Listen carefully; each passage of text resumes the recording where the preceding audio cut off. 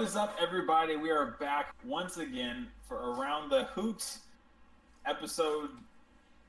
I think we're on 15. 15, there we go. That's why Travis is the I would keep track if I was host, just saying. Oh, like you ever kept track of what episode we're on for? We're on season 2, episode 14. Shut up. I know. You always just guessed. Well, Whatever. that was your last episode. You would be on episode 15 now. Whatever, my guesses are consistent if wrong. Whatever. Anyways, I'm your host, Wyatt, and as always, we've got Noah, Travis, and Christian here with us. Unfortunately. Unfortunately, yeah. So we've got quite a bit to talk about today.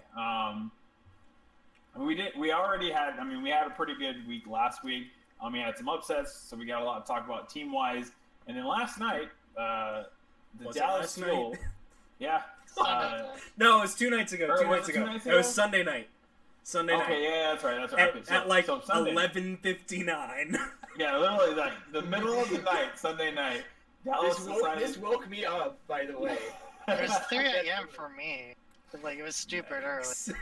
Yeah, like it was literally, they were just like, okay, okay, cool. Now, blow up the team. So Travis, as our resident Dallas Fuel expert / masochist, what do you got? What's going on with this team? Tell us what happened. So there's that meme that goes around on the internet of the brain pushing the button where it's like, things are going well, too well, self-destruct. It's kind of like, okay, Dallas picked up a little bit of steam, like they looked good in their matches, and it's just like, maybe that with a slightly lighter schedule next week, maybe they could pull something off. The team looks to be performing at a better level than it was before. No, just blow it all up, cut that head coach, get rid of the guy we paid tons of money for. And their best projectile player. I think Stylosa tweeted something this morning that they were talking about, communication issues between Rascal and the rest of the team. And they were like, so when they picked up a Korean DPS from an all-Korean team from South Korea, did they expect him not to speak Korean?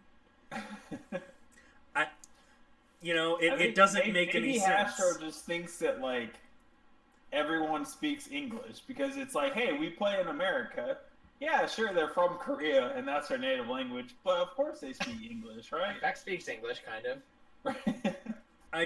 It's interesting to me because obviously Hastro did an AMA today, and we'll get to more of that later. But one of the things that he said was that, like, obviously, like, in hindsight, it was a mistake. But he kind of put that mistake on, like, the coaching staff, where he was like, I really wanted to go out and get this player. The coaching staff should have known that there would have been communication issues and issues, like, gelling with the team. And it's just kind of like, so you're basically saying... It's their fault I made this decision. Yeah, you're like, it's their fault for not telling me no. Oh my god. If Hastro owned a bus, the tires would never touch the pavement. There's always people under there fucking paving the way for this truck to go down the hill and just straight off a fucking cliff. Seriously, like especially this is after, because didn't the Rascal thing happen after he was like, oh, I'm going to let the team make more decisions and like blah, blah, blah. Didn't he do a whole AMA about that too, where he was saying that? He did a previous AMA. And based on obviously what we see and what Hastro says, it's a little difficult to take him at face value because it's kind of like, okay, well, we see all of these problems happening. We're being told that for some reason or another, complete control is not with the management and coaching staff. So obviously they weren't confident enough to ask for full control of the team, so I never gave it to them. Duh, their fault. But like, their media production schedule isn't even competent. They're on like episode 10 of On the Watch, and we're at fucking stage 3. Like, they just cut shit. I don't know. There's a lot of drama there, but like, let's like, I want to really quick, if I can, let's take a look at the rest of Envy and see how that organization's doing. Because I've been following Envy for a while, right? This was pointed out to him in the AMA. Right. League of Legends, cut from the LCS. Bob, right? Out. FlyQuest made it and Envy didn't. That's like pretty big question marks right there. Shout out to FlyQuest. Hi Chase. Shout out. Yeah, and then you've got their Call of Duty team. Christian, correct me if I'm wrong. They're like okay. They're okay. They're like top 8. They But let they're the best always player solidly in the like league 8 get or away, though, 7. didn't They're they? not Yeah, that yeah. great. B-, let's say. They let the best player get away from them, though, didn't they, Christian? Yeah, Slasher left the team because basically what happened was they hired a bunch of young players, Uh-huh. and Slasher wasn't happy like working with them because they constantly made mistakes and they didn't do call-outs. And Well, eventually and Slasher just got tired So of left. you mean No, something and that would have been that's- solved by leadership? And Yeah. that's just this Decline year. from the org? Like, Wow! didn't they lose John and They lost John and JCap and yeah. Apathy last year, but that was also because like they Roster lost mania. 2 championships in a row, and that team is going to blow up either way. Okay. Let's look at their CS:GO team. Joke. They're a dog Let's look shit. at Do they have a CS:GO team still? yes, but they're a joke. I mean, I'm pretty yes, sure yes and no. Technically, these players play CS:GO. Well, they play games for NVUS, but you know, They don't win. it's kind of like their Overwatch League team. They're in the league, but are they really an Overwatch League team? They're there. You know what but, they're doing? like, They are getting paid, and that's what Hasher cares about at the end of the day. He just wants that money. Well, Like, it's funny because I told you guys I was going to write an article on all this, and then I decided to wait until his AMA today because I said, and I quote, I don't want to haul off and compare a man to Jerry Jones without giving him a fair shot to explain himself. on a And scale of 1 to Jerry Jones, how was that AMA? oh, he's like 10 out of like you could swap the two, there would be no difference. He is the Jerry Jones of Overwatch League, and it's fitting because he owns a Dallas team, and they are blue and silver. It couldn't have been any more perfect if like- they planned this shit out. Like, This It's a is- perfect it's- storm of stupid. It's Yeah, crazy because oh my he God. talked today about, you know, like, oh, we've had so much success, you know, over the last decade, and it's like, okay, how about the last half of that decade? How about the last 5 years? That's no, all blown up in the last Okay. 2 years, really. yeah, it's like A especially decade's a long time. like like you. you can't look back, especially because a decade ago, like esports wasn't really anything. So like Envy may have been one of like 4 teams that had things. So like, of course you're going to be successful in Right. that case Yeah, because there's yeah. not that And much. in the last 5 years, I believe they've won Apex and they've won a Call of Duty World Championship, Apex right? Season 1, before Yes, community they teams did. knew what they were doing, I will point out. When they could win on sheer skill, and the fact that a meta shift happened, and they happened to pick up Mickey, who was a good enough diva, so they could play one very specific playstyle when timing was still good. Well, and even their first Call of Duty championship, that was the first like CWL World Championship. Yeah, Right, that was like- for Black Ops 3. I believe. Yeah, exactly. So it's Oh like my that god. Holy, long time ago. holy. Yeah. was. It wasn't pretty. This guy definitely looks like, you know, it feels they haven't done anything yet, obviously, but it kind of feels like the moment where Jerry Jones. Oh my gosh, why can't I not remember this coach's name? It was Bobby something.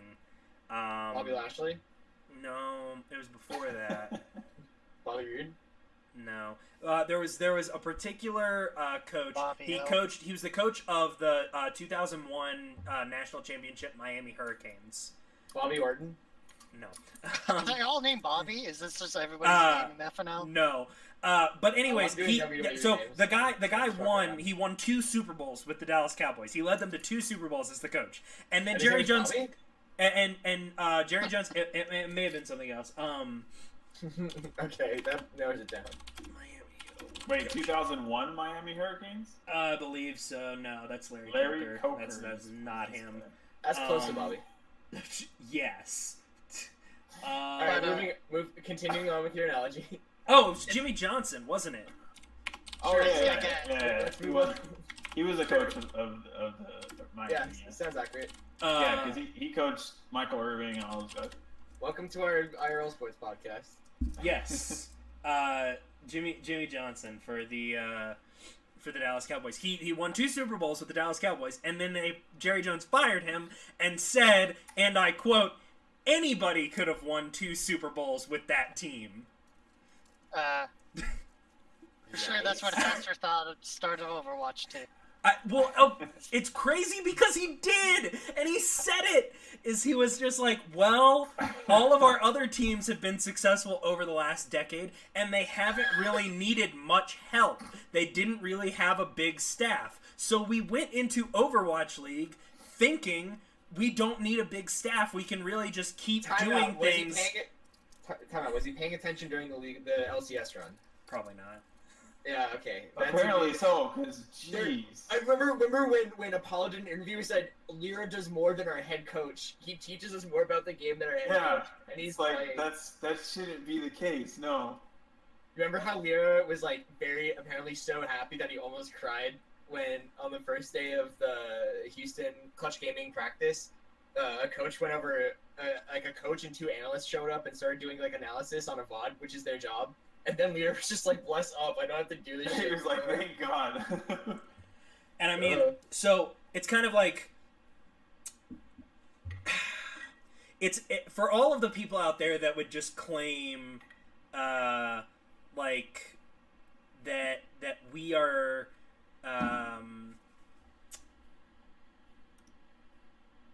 that we are trying to be like, oh, we could do this job. That is not the case. I can do it. Fuck you guys. This is interesting just to see like Dallas blow up and all these other teams are trying to really shape up in the face of but the other league teams going on. But the other teams are doing stuff.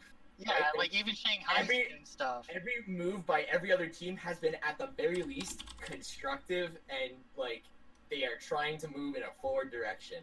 Whereas I feel like Dallas is chasing their tail or moving backwards at any given moment. I just feel like they're trying to blow up, like every time there's one small blow-up problem, they blow up the entire team. Hoping they'll fix it. It just feels like a team that doesn't have direction. Like they don't know what. Like Astro is just like 1,000%.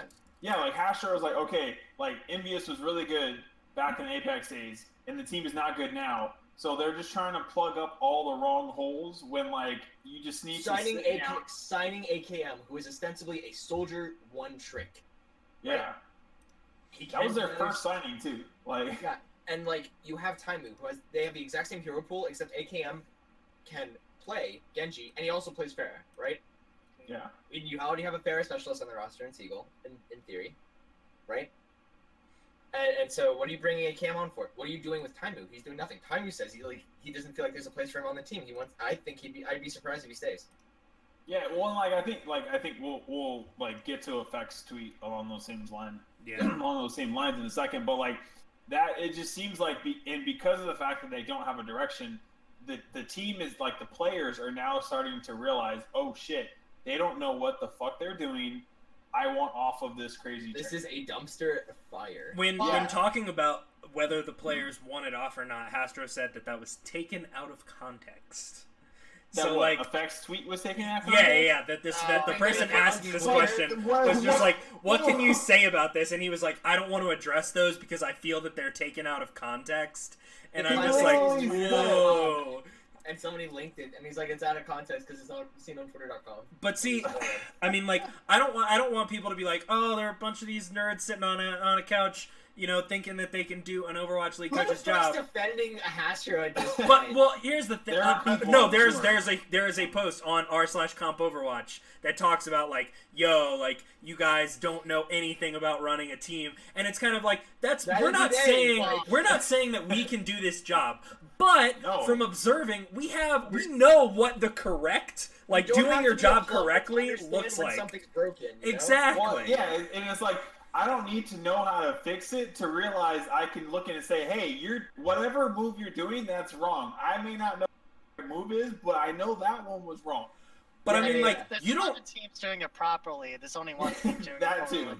you don't even have to know Overwatch League to understand that this is wrong. Like you don't have to know you don't even have to know esports. This is like life. One of the things that he had to say over and over was, we initially went into this, we made roster acquisitions and we made decisions without, talking to the players really at all about this. And in hindsight, that was a bad decision. And it's kind of like, okay, just turn on ESPN for a day. Just watch SportsCenter once. What are they talking about? They're talking about all of these people who want contract extensions and people being cut and being like, well, why didn't you consult, your main guy about this? You don't want him to leave. It's kind of like pulled the trigger on the roster shakeup in Cleveland. Right. And it's kind of like, what are you doing adding players or booting players? Yeah. It's like, exactly. You want your player to leave? That's how you do it. If you're like, hey, because I think just this morning they were talking about Aaron Rodgers and Jordy Nelson being cut and them being friends and him being the number one wide receiver. And it's kind of like, okay, well, do I want to stay here? You guys just cut, my go-to guy and my friend. Yep. Yeah. And without telling me. I think let's also pull this conversation back to Rascal really quick. In that I don't know where he's going to end up. I think he goes back to Contenders Korea. Lands himself on a good team. He would probably be in Contenders, yeah. I don't think there's a spot for him right now in the Overwatch League. Where would he maybe pay him, but even then, I don't see him going to that. He would have to replace Tavik. Yeah. And they're not replacing Tavik. I think it'd be a good move, but I don't think it's the right move because that team has a lot of problems already, and they need one of their DPS players to speak English. It just really depends on who's. Who would be, what teams would be in the market for a projectile DPS and which teams are trending towards more Korean players. What if he went to Shanghai and played with Otto? No, there's not really too many problems in Shanghai for someone new to They also have Damon, so why double projectile doesn't work unless you're playing weird comps. The market that you suggested, there's Florida, and that is the team. And I don't think Florida's going to pull that trigger. If they do, I'd be hyped, but I don't see Florida doing that move. Apart from that, I can't think of any other team that's going to need Rascal services. I think he goes back to Korea, maybe he lands a spot on a nice team, potentially Runaway if Hoxall leaves or something, but I doubt that's going to happen. So, maybe Meta Bellum, maybe Athena even. I don't know how Athena's doing right now. It doesn't matter because Element Mystic is kicking the shit out of everybody in Contenders Korea. But, yeah, I Rascal just needs to rebuild himself and show that he's one of the best in the world to get back into the league. Maybe expansion's coming up soon, right? I think come season 2, even there's going to be expansion, I think teams are going to shake up. Well, I think teams are going to shake up, and I think that we'll see a lot more viability for players who aren't in the league now coming back in, like Envy even. Players like that. I'm pretty sure he's gonna get burned. I'm pretty sure he's been burned if he's not already. It's possible, but I mean, one of the things that I think XQC spoke about on his stream the other day when he was talking about the whole Dallas mess, was talking about how, what's left out here. He's like, because think about this. He was like, all of the roles pretty much are filled right now, and he was like, but what's left outside of that? He was like, you could not field me like a team that is Overwatch League ready with the players that are not in Overwatch League. XQC doesn't watch Contenders Korea. I'll tell you right now. If he did, then you immediately have Element Mystic could pick up, move to America, and they would be fourth place right now. They're really good. They shades of GC Busan good. I'll say that. So yeah, I think there's talent. There's just not NA talent necessarily. So I guess trying to get past the news as fast as we can. Vol'jin is the new assistant coach. He is coming into the U.S. He's not here yet. Peak will be the interim head coach until they decide on a new head coach. They may make Peak the head coach. They claim that there's tons of interest for this head coaching position. Which, I mean, there might be. Who wouldn't want to, turn around a dumpster fire? when they say there's tons of interest, they mean people on Reddit trying to offer suggestions, and Hastro's being snippy. But they plan to name, according to them, they plan to name one before the end of the week, which that would be ambitious. Good for them. Izayaki, I believe I'm pronouncing that right, a Korean support player, joined the Los Angeles Valiant. He was a late addition, but made it in under the wire. I forgot who he played for before. I don't really know much about him. He played for... He used to be called Need. He played for NC... Me or Knee? Need. Like I need healing. Okay. He played for KNC VMAX and NC Foxes for Overwatch Contenders Korea. Oh, he was the Foxes guy? Yeah. Okay. He's fine. Yeah, I mean, it's just another piece for their full... I think this makes 12 for their roster, so now they've got a full 12-man for, whatever may happen. If I have to assume, they have a nice backup who can speak with their players and who can shot call me. Yep. Or it's just like, so you're not learning Lucio fast enough, but I think Costa's a decent enough Lucio at this point. And it doesn't matter because Mercy's fucking broken still. Or not broken, it's just the meta is really Mercy favored right now. Yeah, she's still very strong. Okay. Zenyatta's strong, and they need to nerf the shit out of Zenyatta. So, in Astro's AMA, the thing that I wanted to bring up is that he said that the removal, I guess I should say, of Kai was a player decision. Is that when they finally started consulting the players on things that they were going to do, which, to be fair, the way that it happened, the way that it is worded, it does not necessarily sound as though the players were like, look, we want Kai gone. It's that the management came to them and said, we are going to fire Kyle as the head coach. If you want, we can keep him as an assistant coach. And it could have been that the players felt that that's not what's best for us, that's not what's best for Kyle, for him to just move to an assistant coach's role.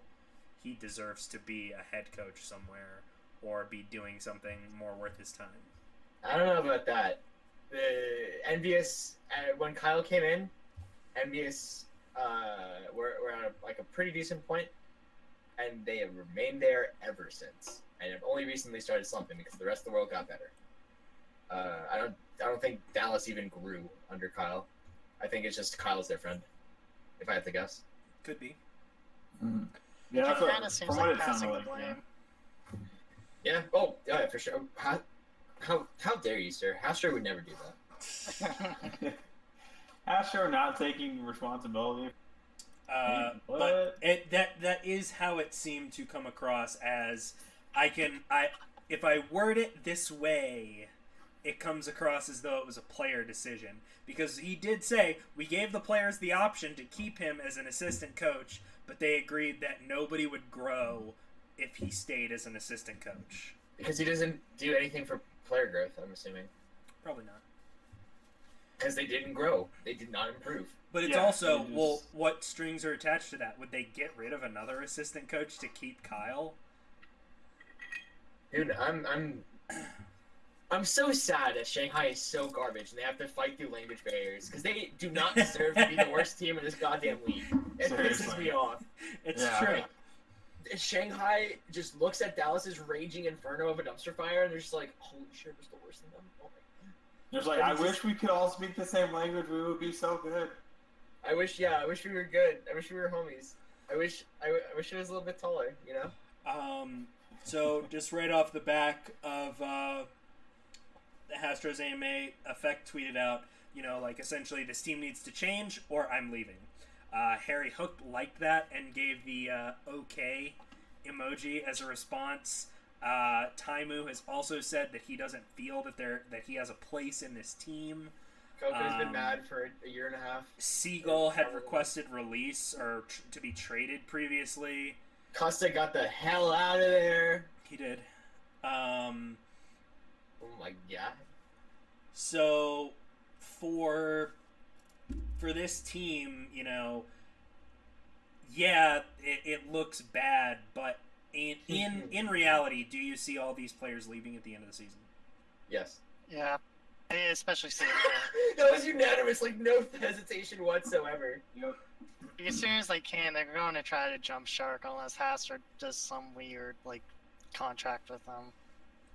Unless they can somehow, he can somehow restore faith, like the players' faith in him, and it's step one. Turn this thing around. Like step one, make sure Effect is okay and make Effect happy. If Effect is not happy, who's staying with it? Like he's not happy right now. If Effect leaves, nobody is staying with that team. Nobody's going to be like.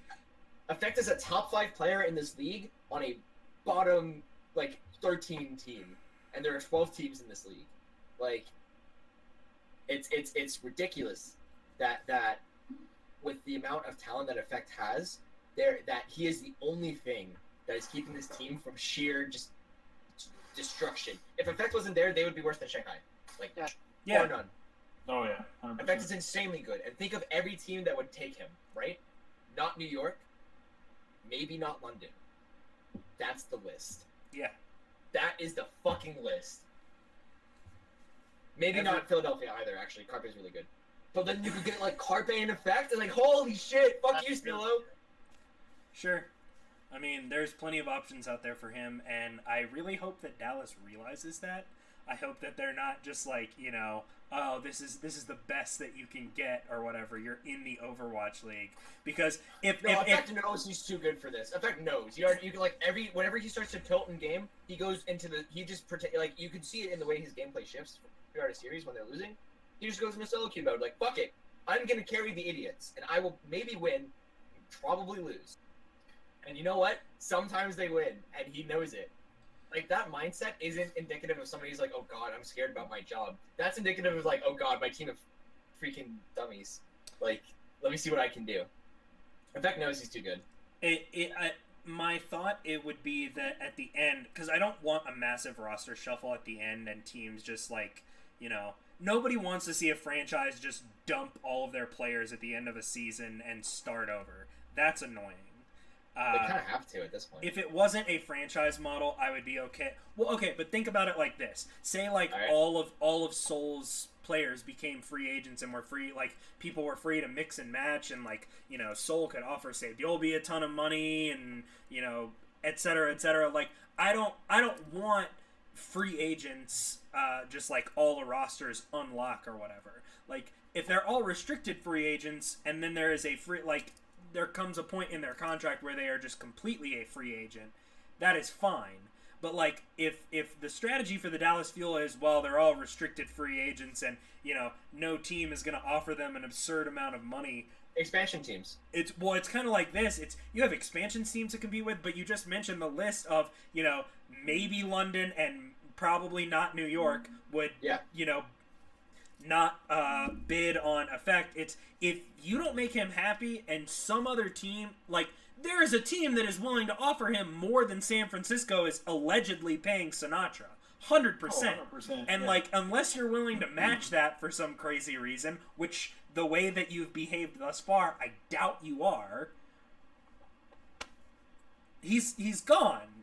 Unless you can do something to make him feel that this situation is salvageable. He essentially has 2 months to show Effect that this is worth his time. This season is a wash for them, and I think that Effect will be gone at the end, because I think that the thing that would keep Effect there would be coming within spitting distance of a stage title. And I don't see that happening. I don't see that happening. How about finishing with a positive record in any stage? Let's get there before. That's step one. But to him, I feel like that would be okay. That's acceptable. We should be here. This is how we should be performing at bare minimum. We should be finishing with a positive record. Yes. Effect was I'm going to carry this team to a championship, and then Effect was just I guess I'm gonna try and win, and we're gonna see what happens. And I'm gonna see what happens. Around the fuel, presented by Jack in the Box. I know, right? So on XQC's IRL stream after the news broke for Dallas, He mentioned that he thinks that there should be somebody at Overwatch League or somebody involving the team where it's like, hey, you know, this behavior, or like somebody to monitor player behavior, to submit some type of warning, because as you know, we covered when he was released from Dallas, is that the league was like, hey, we warned him about this, and he was like, you absolutely fucking didn't. And I on his stream, he was like, you know, I use Tryhard7 as a greeting all the time or whatever, and he was like, it would have been nice to know if somebody from my team or the league had been like, hey man, you know, you need to be careful using this in the official stream because it could be construed this way, and if it gets construed this way, we cannot help you. What do you guys think? Do you think that there should be somebody, essentially like a player behavior monitor for the teams or at the league office? Probably. I think so. Like, just to at least avoid these PR problems, just to have somebody get involved and be like, you know, just stop doing this. It'd be like, even a warning is just nice. Because, I mean, think about the PR difference that this move would have made. Because obviously we talked about, you know, during the release that he attempted an appeal process, and the league just was like, what appeal process, lol. We don't even have a code of conduct. Right? So, like, I feel like there should be... just imagine the PR could have been where, you know, XQC has been fined, and we talked to him about why this is not okay. However, you know, due to evidence collected, you know, we've seen that this is a pattern behavior that is not intentioned in a racially disparaging manner, and he will be put through some type of class, counseling, whatever, via the league, and then boom, you know, he probably fucks up on something else 2 weeks later, but, you know, that ceases to be an issue. It looks like your league is trying to help the players, other than being like, you know, if you do something that we don't like or that makes us look bad, you're fucking out of here. Like, yeah, I think they're just blindsided by all this too. They kind of expected everybody to play nice. Yeah, I mean, clearly they didn't expect to have anything like that. But I mean, when your like... biggest esport is Hearthstone, where people can't shit talk each other, I mean, it seems reasonable to expect that nobody would do that. World of Warcraft Arena is coming up. You'll see. Soon, TM. Soon.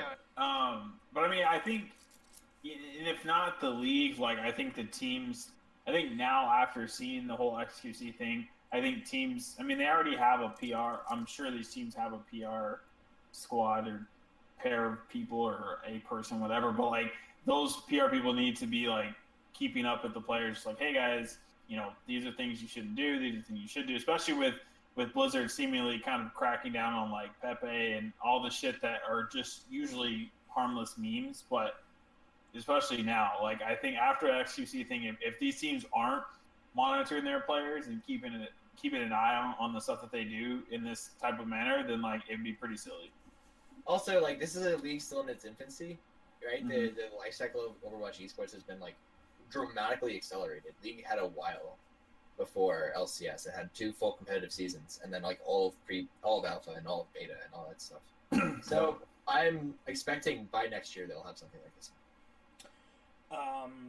Just kind of on this topic, remembering from Hastra's AMA, they talked about, you know, he was bragging about being like one of the first orgs to offer a team house, and that they chose to do apartments for their Overwatch League players because they have found, and FaZe Clan does this too, is that they've found that the best method for these players is to live in apartments.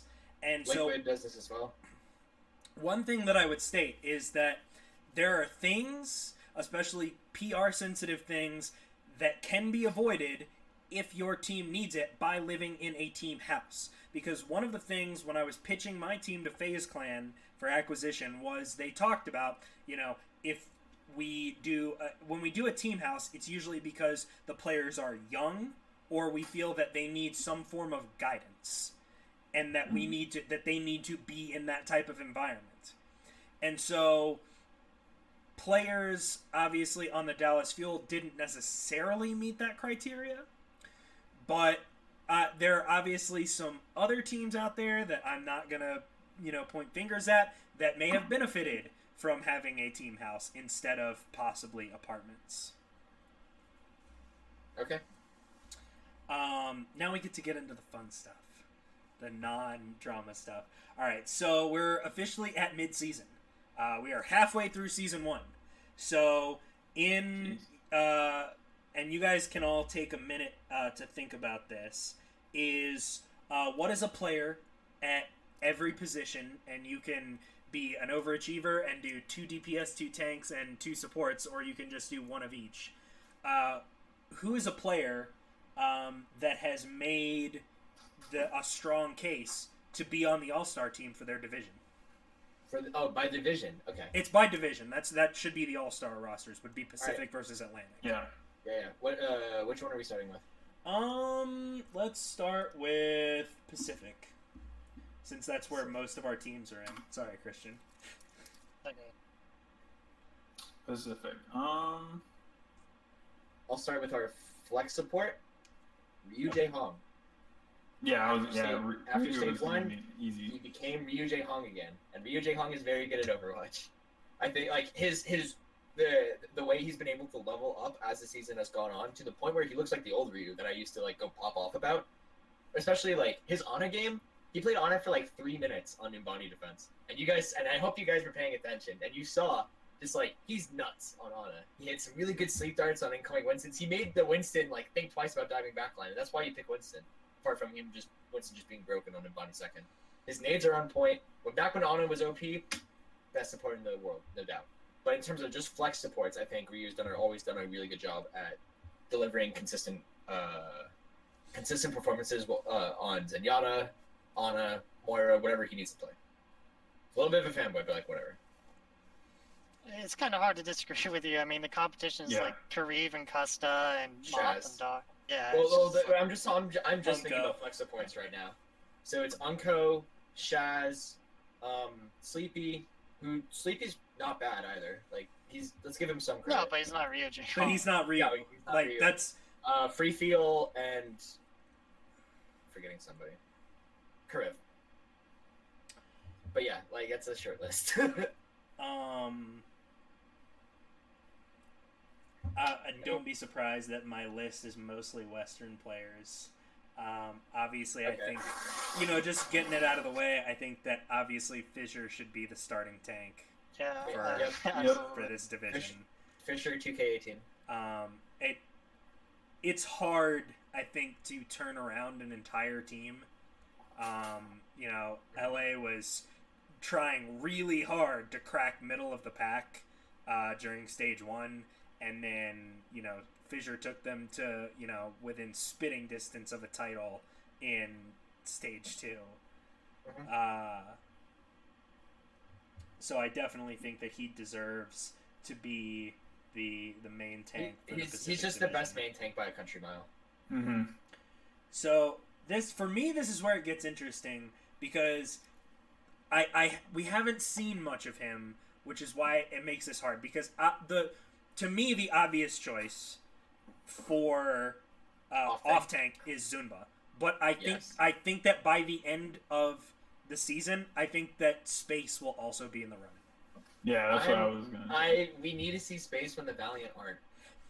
That's my thing. But right now they have the meta, they have a good map pool, and they have their shit figured out. But when stuff starts to break down, which it inevitably will, not because the Valiant are a bad team, but because nobody can sustain that level, right? Sure. It's not practical. It just does not happen. Except New York. But they had the best meta for the best team. Like that was a perfect storm. And even New York is starting to fall down to earth. Yeah, so. Yeah, We'll exactly. get to that. So once it starts to fall, I have not been super impressed with Space. I think Space does his job. That's not enough to get on the All-Star list for me. Zimba has carried this team sometimes. And out of the 2 soul tanks, he's the competent one. And he makes Miro look good sometimes. That's fucking hard. I would also be interested. We have not seen him yet, and we may not see him this season. Who knows? Void. And the reason that I love Bishu, but the reason that he's not in there is because he's a strictly better Mickey. is he's Diva. No, And- Void. Oh, you mean Bishu? Yeah, Bishu is he's just Diva. He's not better than Void, but he's No. I said Bishu is a strictly better Mickey. He's just Diva. That's not hard. Like, I mean, Like, Nevix is also a strictly better Mickey. yeah, and again, like Nevis isn't great either. When Void learns how to speak English to any modicum of the of consistency and reliability, Bishu is gone, and LA gets really scary because Void is fucking nuts. That's an old school pairing right there. It's like if you took Super Saiyan Bishu and Super Saiyan I Remix, they have that level of synergy, Travis. The synergy. It'll The be synergy. interesting to see, just because I know that Bishu is such an integral part of that team's energy and especially translating. He's like the Mickey of that team, but just good at Overwatch. Or no, But Mickey's not bad. but, Also like, good at translating Korean to English, because he Yeah. speaks both fluently. I think Yeah. that. I mean, that's an issue for another time, but I think that possibly benching him to the point where he finds himself unhappy would be a mistake. Mhm. Let's do. Can we do main support next since we already did flex support? Yeah. Again, I don't think there's a lot of competition in this particular one. I don't think Custa's a solid main support right now. But like he just started playing main support, Yeah. main healer. Because in tight. There's also Five King, who's like okay. I mean, it's hard to judge anybody's skill off of the Shanghai Dragons. Yeah, exactly. And then Harry on Dallas, he's okay. Big Goose, kind of the weakest player on that lineup, but on that starting lineup, but he does okay. I think it comes down to Gambler or Toby, depending on which one. At the end of I don't know how stage 4 is going to go. If I knew how stage 4 was going, but that's in my mind. Who's the better main support, Gambler or Toby? And I don't know if there's restrictions on how many players from one team we could pick for an all-star team. But like the Pacific Division kind of sucks dick. So As we get closer, we'll be able to do a full, and you would do so. What you would do is you would pick a starting lineup and then the backups. Fuck that. This is way too much work.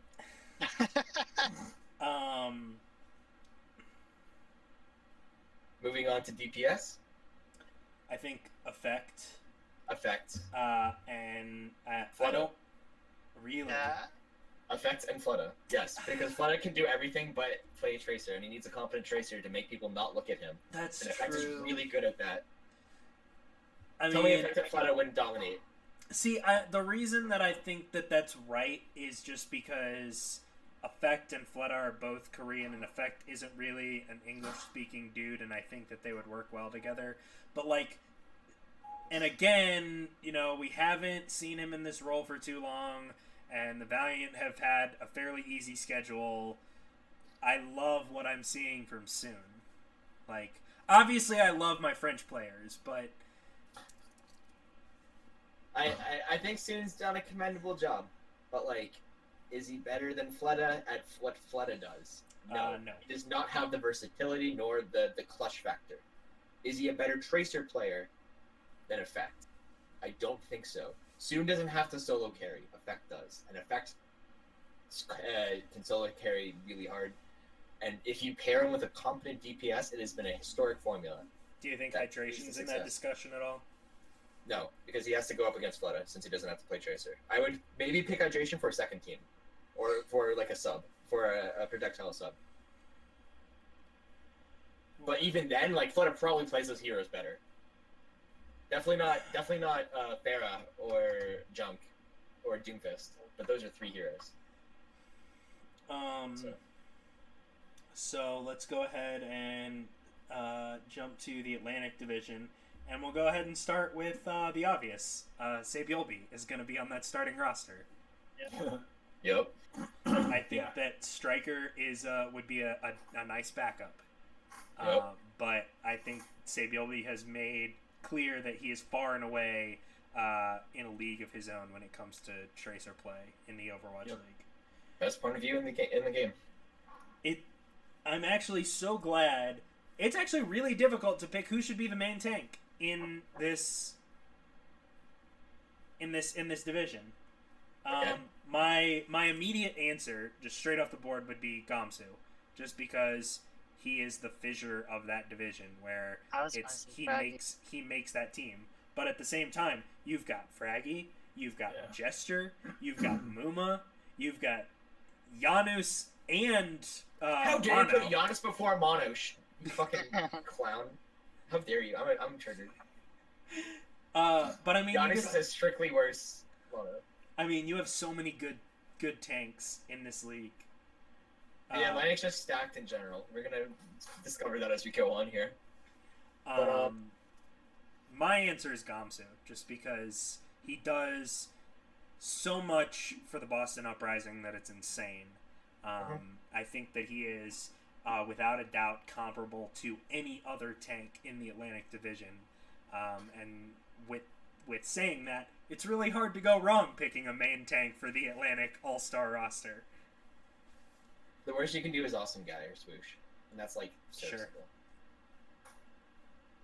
What about you, Wyatt? What do you think? I think I would say Gamsu. Like, I think my first thought was Fraggy, but then I remember that Gamsu is in this division, and I think those two would be like my like Gamsu is a starter, and then the bench would be Fraggy. My starter would be either Gamsu or Gesture, and whichever one I'm not starting, I would put on my second team. Both have done incredible jobs. Mm-hmm. Moving on, off tank. Off tank. I mean, yeah, it's you have so many players that you can use. For I think for me at least, I feel really confident in just snap picking Meko. I think Meko has done an incredible job. I would agree with you. On a variety of off tanks, which is why I'm giving it to him, because he can play them all. And he has that versatility, which is really nice. I mean, there are players that I love, that I would love to see on the All-Star roster. I would love for people to say, oh, they're the best off tank. Like, I love Poco. Like, I love French players. I love what he does. You're going to say Poco. on Diva, but I think that Meko feels like an obvious answer. I think that what we've seen, aside from maybe players on the London Spitfire, I think that what we've seen from the rest of the off-tanks in the division is they are Diva, as opposed to flexing to other heroes and playing them just Welcome to competitive Overwatch. You can play not Diva on 3 maps. And not be Also, speaking of Poco, can I just say that the other night after, I think it was on Wednesday, he was like running around the block in like shorts at 11 o'clock at night, and I was like, what the fuck are you doing? It's cold out here. Like, I was bundled up with like jeans and my hoodie, and like the wind was blowing, and he's just like just casually jogging. I'm like, what are you doing? Why are you out here? Like, go somewhere, not outside. Jeez, fucking French people, man. Go somewhere. What about y'all? What do you think? We know. Yeah, I think I would agree. We know Christiaan agrees because he's a New York player. Yeah, I'm never going to go against New York here. Speaking of New York, what about Jajone? Yeah, I was gonna say, we get to support. He's in there. Yeah, if you pick any other flex support over him, you're trolling. Yeah, like it's just like He's insane. And He's honestly, so good. just off of the back of that, do you pick a main support that's not New York Excelsior? That's a team. Not really. I mean, How like, about the player? How about the player? Arcus. If I had to, maybe Rockets or something, but no, he's not like. Rockets plays flex support. Yeah, Rockets plays no. flex support.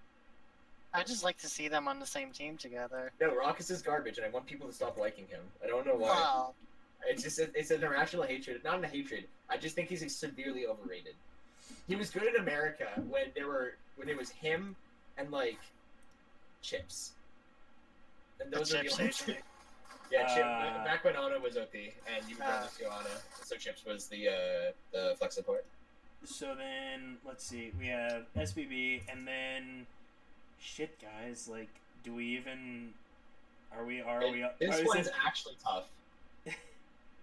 Oh, we never answered the main support question. I mean, you're right. It's Ark because Ark's played incredibly, but like give everybody else some consideration. Okay, fine. Moving on. So Who plays with SPV? I have a top 3 right now. Yeah. this is hard.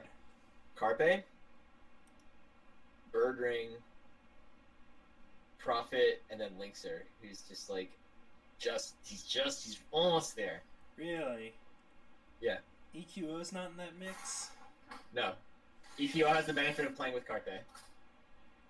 I think you put EQO on like Los Angeles and he looks way worse because you can't afford to look at EQO half the time, and he just does really dumb ballsy shit.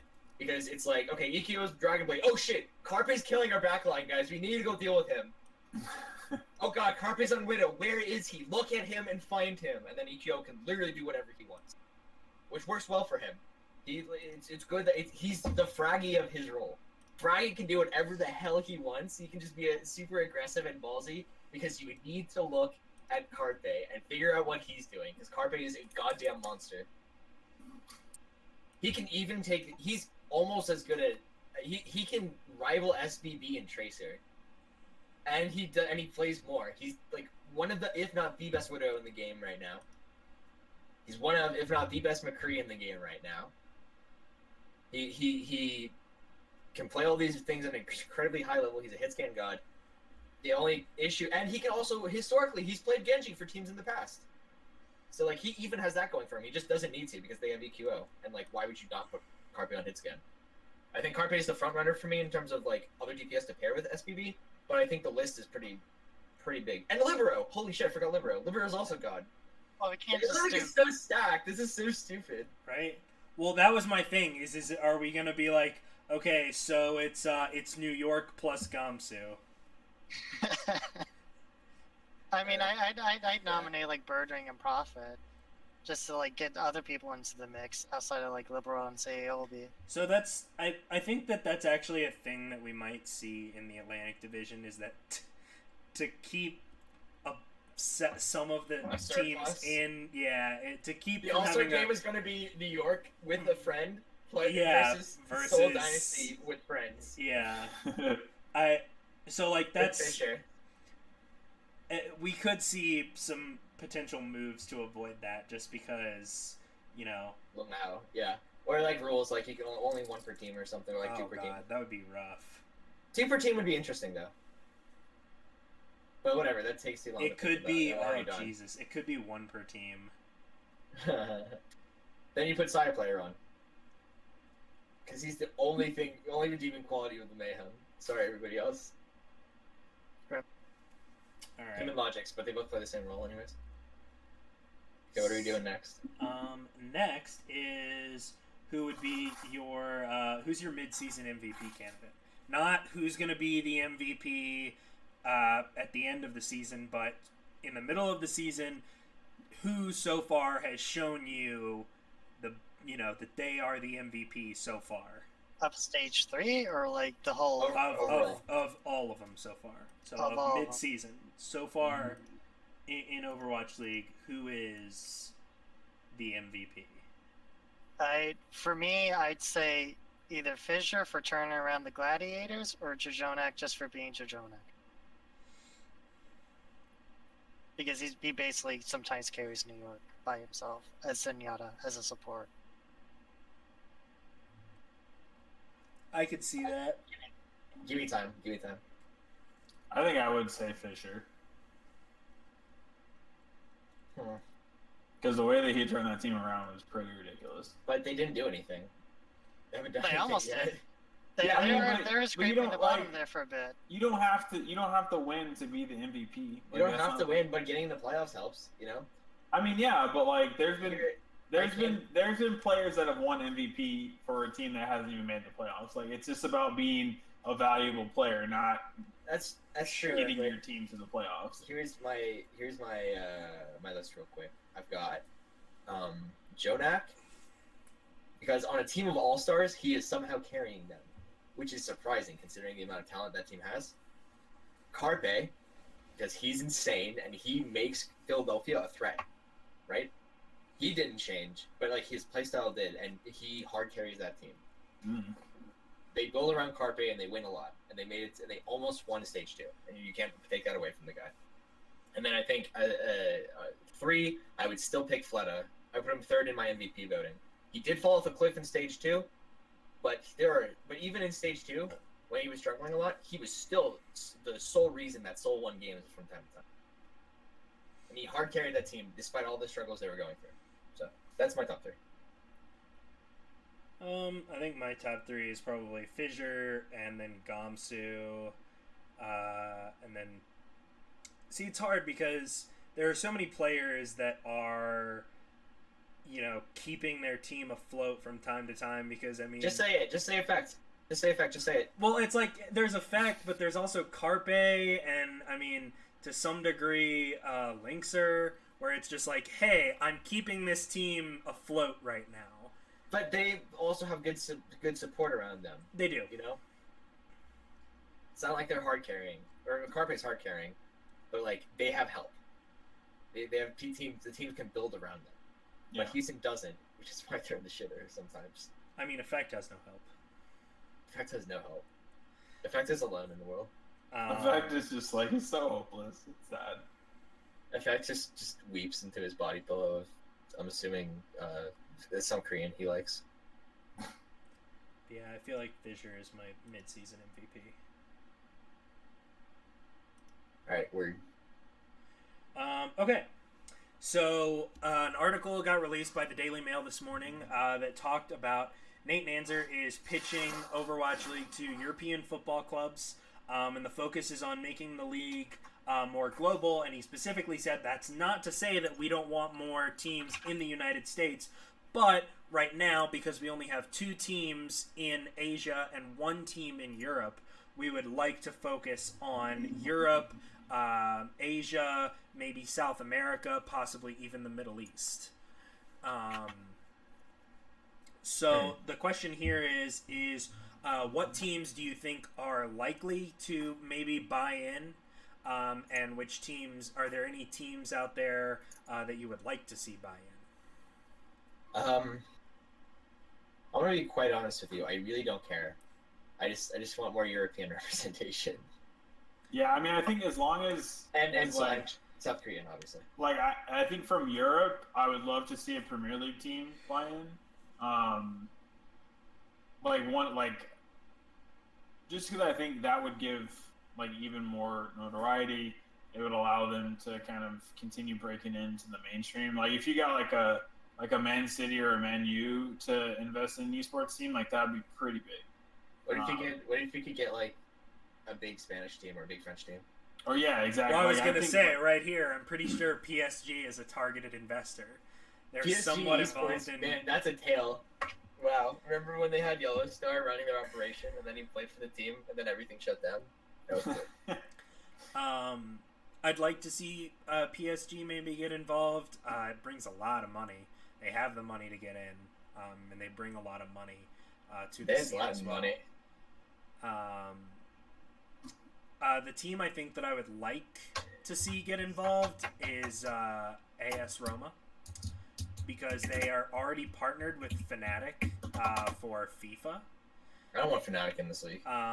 But obviously, Rome is one of my favorite soccer teams, and it'd be nice to have some Italian representation in Overwatch League, or at least it'd be nice to have good Italians, like mainland Europe in general would be nice to have, but another team from England would be pretty cool. I think that obviously any team in the EPL could join in. I think it would be harder for teams like Newcastle or Arsenal or Chelsea to join in simply because there's already a London team. But I wouldn't rule out maybe like a Liverpool or a Man U or a Man City. Yeah, I'm just very curious to see what kind of expansion we're going to see. Because, like I think while we do, like, I know you want a Denver team, like, we talk a lot about, like, what other U.S. teams, but I think, like, continuing to push a global outlooks to this league is imperative, especially because esports is so big. Like, it's bigger in other places than it is here. I mean, like in China, they sell out fucking soccer stadiums for Worlds and stuff like that. So I think if you can get more of that on board with Overwatch League, then that's going to do more than a lot of what's already been happening with OWL so far.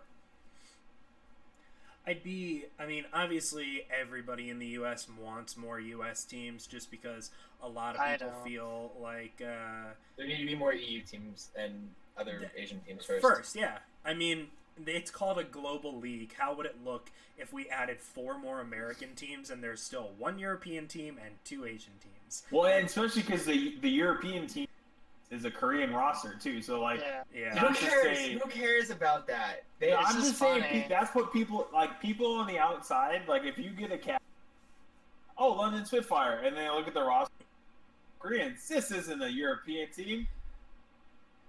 I mean, do you want them to use British players? Because here's that roster: Boombox. Wait. No, it's just perception. There are no other players in England. They all are garbage. It's just the one European team is all Koreans. Unlocked. Yeah, but like, whatever. It's esports. Get over it. It happens. Alright. Moving on. This isn't region locked for a reason. Yeah. Well, I mean, I think that's also... Contenders are region locked. If people really care that much, go watch Contenders. But no, I don't have time to watch Contenders. Then shut the fuck up. Well, that's a dumb argument to make, quite honestly, just because, you know, are people really upset that, like, oh, well, Cristiano Ronaldo plays for a Spanish team, but he's Portuguese, or yeah, exactly. Messi and Neymar are from South America and they play in Spain? It's like, okay. Yeah, but shut up. Cool. Like, how many of PSG's players are from Paris? Let me ask you this. Is Omer Ashik the best representation of New Orleans culture? Hell no, but we'll take him, you know? How about Nikola Mirotic? That's a very New Orleans name if I've ever heard one. That screams the South, American South to me. It'll be interesting to see what teams we come up with. Obviously, the goal is 4 expansion teams, and so I think expanding to large cities in Europe like Rome, like Paris, like Brussels, or any other major German cities, Stockholm in Sweden even, could be interesting.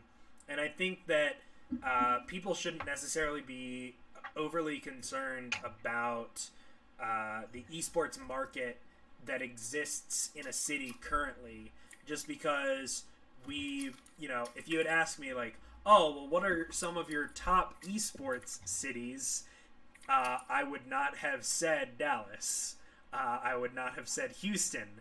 I would not have said Miami. So, like, we see that having the team helps grow the culture around it. I mean, even though they got rained out, the Sabiolbi was supposed to throw out a first pitch for the Mets. I got snowed out. It's still winter here. Snowed out, yeah. But still winter. It's halfway through fucking April. I think indoctrinating major cities across Europe is going to help make a more robust and global league, as Blizzard would like. Yeah, we can do that. We'll save that for next show. So we'll go to buy or sell, and then we'll move quickly into power rankings, and then close out with predictions. So buy or sell. The Korean rosters will begin to fade down the stretch. Is fatigue setting in? We all know that Koreans are notorious for playing a lot harder than their Western counterparts. We've seen it manifest in constant complaints from some of the South Korean players being like, this is not the mindset that I thought this team was going to have when I came in, when I was brought in. And, it was very unsettling, to be in that environment. And so we're seeing some of these all-Korean rosters, here at the start of Stage 3, they've started to slip. Some people have suggested fatigue is setting in. Do you think they're going to fade down the stretch? Hard sell. The people who were suggesting they fatigue didn't understand the schedule of Apex. There were 4 seasons of Apex. Apex started I want to say like mid to early 2017 and There were ended. 4 seasons of Apex? Yeah. That's like in a year and a half.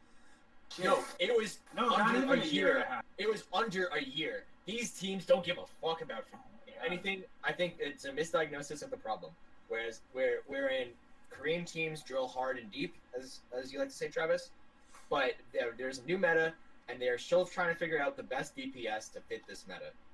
Right now, ideally, you want a Tracer, and you want your flex DPS to be able to play Widow, and Genji, and Sombra. Those are the top 3 they need to be able to play, right? Then if they can splash Junkrat, that's cool too. Maybe splash McCree. Maybe even splash like something weird, you know, like just to throw people off guard.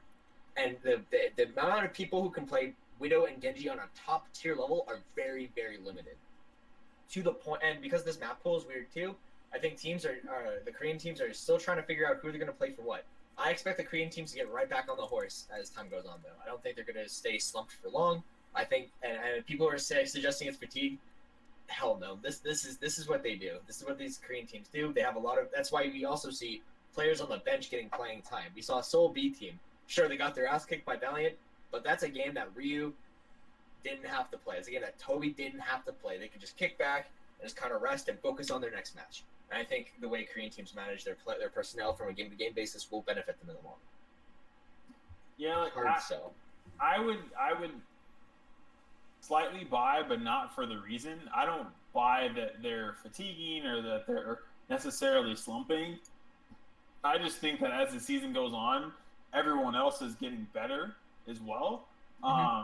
Okay. And like I think come like, you know, stage 4 and especially moving into season 2, like yeah, the Korean team is going to always be towards the top of the league, of course, because that's just esports. But I do think that the rest of the teams are starting to close the gap a little bit, and that's why I think that'll continue to happen. Like I think what we've been seeing with Seoul, with New York, with London, like the other teams are just getting better. Like whereas I think a lot of the Western teams are just kind of getting like running into a buzzsaw to start the season because they were just like, holy shit, we've never played against a team like this before. These guys are really good, blah blah. And now they're just like, okay, like we've had 2 stages to fill you out now. Now we kind of know how you play, and we're not as intimidated anymore. So we're able to kind of stand tall. Like, because if you look at like in stage 1, like would a Boston team that just lost Dreamcasper only played together with mistakes for 3 days, would they have beat New York? Hell no. But in stage 3, now that they've had a lot of time together, and now that they've just had a lot of reps put in, they're kind of starting to close the gap a little bit. So I'd slightly buy just for more so that just the Korean teams, the gap isn't going to be as large anymore between them. The gap is closing. I've heard that before. We'll see if that continues, but Yeah. for now. I still on this too. I just think this is the nature of the patch they're playing on. Just because, like, if we're in this weird patch where they're playing like the nerf Sombra, and it's right before the Baguette thing, and there's a whole bunch of Reaper changes coming in too, and it's just, I feel like these teams kind of have to look forward to the future too, and they're kind of letting this stage slip a little bit from them. Korean And teams also- with Reaper are going to be nuts. I'm just going to say it right now. Yeah. They're the best region in the world at playing Reaper. So I think they're looking forward more than this season. I also think like how Stage 3 has shaped up is more versatility than anything else. And in my perception, Korean teams are not known for versatility. They're known for picking 2 heroes they're really good at, and they just stick to those 2 heroes. And anything outside the wheelhouse, they get kind of uncomfortable with.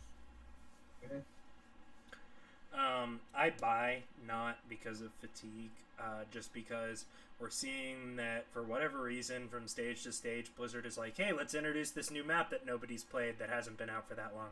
Hey, let's introduce that new hero that we haven't really patched at all since release, and all of the pros are complaining about her being broken. Which one? Brigitte. I think it's Baguette this time. Yeah. Or That's more. good. Moira's fun. Honestly, Moira's so balanced. Like people who complain about Moira are just like bad at aiming and they suck at the game. Hot It's, takes. yeah. She doesn't even require aiming. It's just like, oh, I can't hit her. It's like, okay, well, it's not my problem. Like, Bridget is the you problem. good idiots. Um, Yeah, Bridget's the problem. And I don't know about necessarily fading down the stretch, but kind of as Wyatt said, it's just that there's a smaller margin for error now than there was before. The gap is closing. That is the official. Wait, hold on, Travis. Who said that? Oh, Lord Wyatt. Damn right. I got you, I Wyatt. forgot about that. How did I let this thing go this whole time? I've been setting you up all goddamn show for opportunities where you can correct him. And so where Travis would have to say his goddamn name, and you just jump on it and you ruin every single. Fuck you, man! I'm done being your Lord Wigman. So to the next one, buy or sell. Surefor tweeted today, quote, "The only time it's good to be transparent is when you are winning." I can see why he would say that, but you gotta be transparent all the time. If you continue, if everybody Or never. That's fine too. or never. But I think if you're just gonna if it's a question of being transparent or straight up lying, then I think lying and trying to hide things is never a good idea. If Asher went up there and actually fed some grade A bullshit where you can smell it through the computer, then that's a problem. But I think as long as you're just being open to an extent, obviously you shouldn't be an open book. Hastro, I think he towed the line pretty well as far as what he, could and couldn't say. Him and Noah Winston, I think both with their AMAs, with kind of the issues that team their respective teams have had the last few weeks, I think they kind of played it pretty well. Even Noah Winston, the video they posted on YouTube, it was pretty open about hey, this player did wanted more playing time, this XYZ. I think that's good because that way people know. And I think both fans and from a business perspective, prospective sponsors can be oh look, they are being open and transparent. They're not hiding anything. They're making good decisions. Blah blah blah. But yeah, Surefor. Why you gotta kick the field while they're down, Surefor? Because it's Surefor. That's his favorite thing. I saw on this too, just because if you're transparent, you gotta tell people why the ship's burning. You can't just let the ship burn and be oh, we're fixing it, and not let anybody know how you're fixing it. That's how you become Dallas. I'm gonna disappoint you here. I really don't give a shit about this question, but I'd be fine if teams were transparent. I'd be fine if they're not. Just be consistent. That's all I ask. So I'll pass I'll pitch in money if y'all want to buy it, but if not, I'm whatever. I mean, I sell just because it's not that I think that being transparent when the chips are down is the best strategy. It's definitely going to win you a lot of popularity points with your fan base and things like that. But you can buy players with that, That's really useful. There's something to be said about being a little bit vague with how you operate. And to some degree, especially, if you're Hastro, just based off the AMA this morning, it probably wasn't a great time to be transparent because, as Christiaan said, people want to know that why the ship is burning and they want to know what you're going to do to fix it. If you just get up there and you're transparent and you deny that the ship is on fire, that doesn't inspire confidence. Mm. Especially since if you are transparent, people will be able to see the fire. They'll just know you're full of shit. And so, in the last buy or sell before we move on to power rankings, the Dallas Fuel will improve from these drastic changes Sell, I a don't give la Boston Uprising.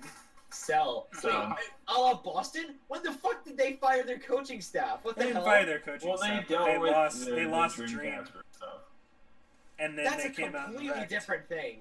Boston is a team that I'm upset by this question. Boston is a team that has good coaching, and the players follow a system, right? Everybody knows their role within the system to the point where when you lose somebody, you can plug and play somebody else, next man up, like traditional sports teams, like actual teams.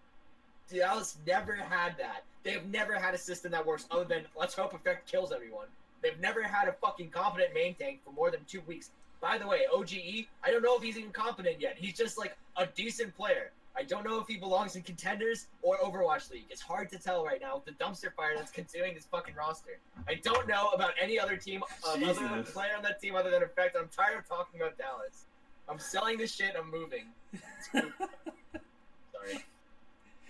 I would sell as well because I think Dallas just has worse pieces than or at least pieces that fit together. Worse pieces that fit together than Boston did. The Boston analogy is still like they're completely different. Well, that's the point. No, that's the point of the question. It's that's it's a leading question to lead you to point out that Boston has a different scenario. Yes, these are different situations, but they've gone through a drastic change. Do they improve from this? Because nobody expected Boston to come out of the other side of the I don't even know if they've Dreamcast improved. thing. I don't know if they've improved. They've went sideways, maybe a little bit down. But They definitely haven't gotten better, but like they're the same good.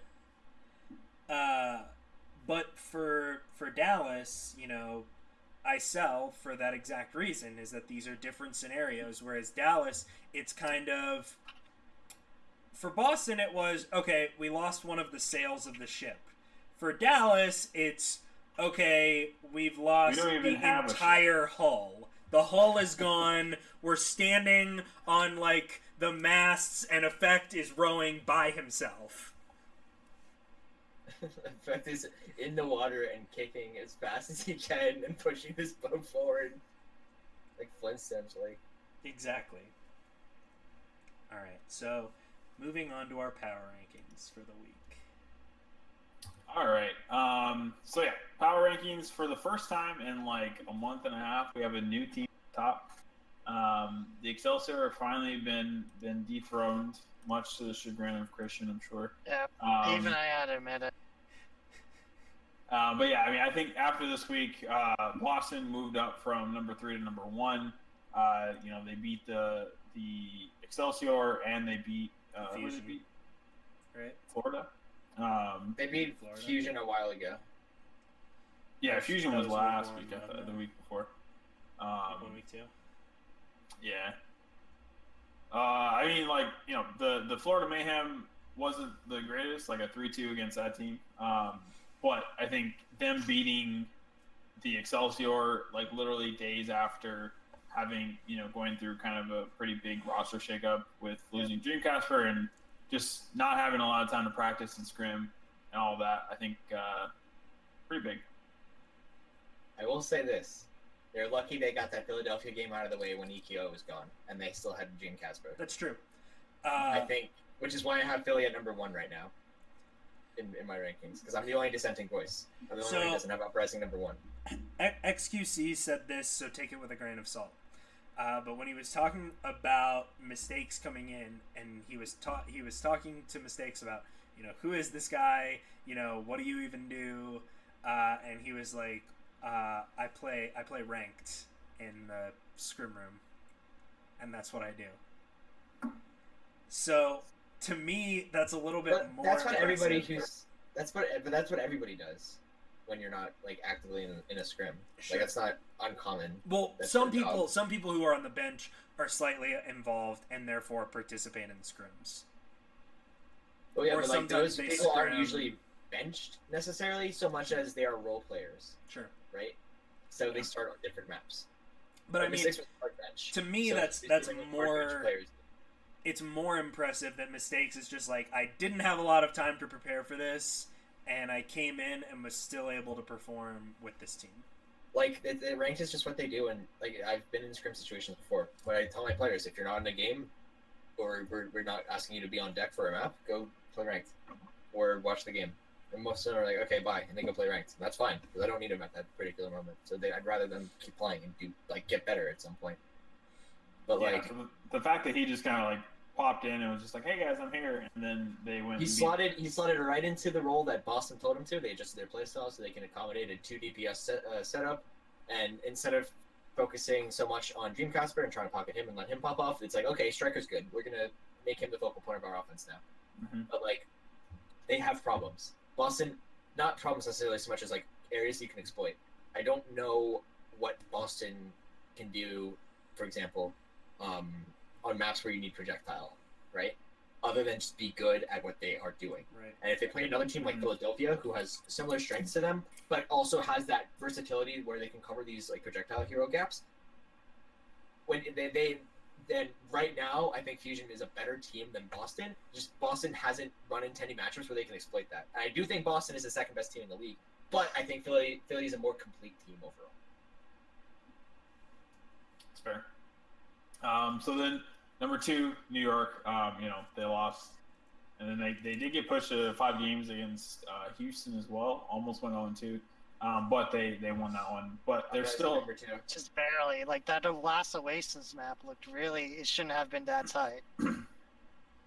So I mean, and to Noah's point, the rest of us had Excelsior at number 2 behind the Uprising. And Not my boy Liam. He had Fusion number 2. He did. You did? Yeah. Did I write it wrong? What? No, it was 2 dissenting voices. Oh, But yeah. But Noah and Liam have at number 3. So so they're not looking as great as they were a few weeks ago, but they're still up there towards the top. Their problem areas right now are their second DPS slot. They don't know whether to play Libero or Pine because they need both, kind of. If they could mesh them into one human, that'd be swell. But alas. And I think they have to get over some learning curves in terms of like how do we deal with certain comps. Maybe it's their front line that's being exploited really hard. I think it's their front line. They haven't been that impressive the last few weeks. Yeah. They're slow to adjust to the meta, but they will in time. And then number 3, my boys, Los Angeles Valiant. Yeah, we were all shitting on them last week. Again, I have a dissenting opinion. I put the Valiant at number 3 just because even though I feel that they have had an easy schedule, it is difficult to ignore their record. If they were a shaky team, then perhaps they would have dropped more maps. Perhaps they would have gone into an overtime against one of these teams. And I mean, it's not something to entirely scoff at of beating Seoul's B team.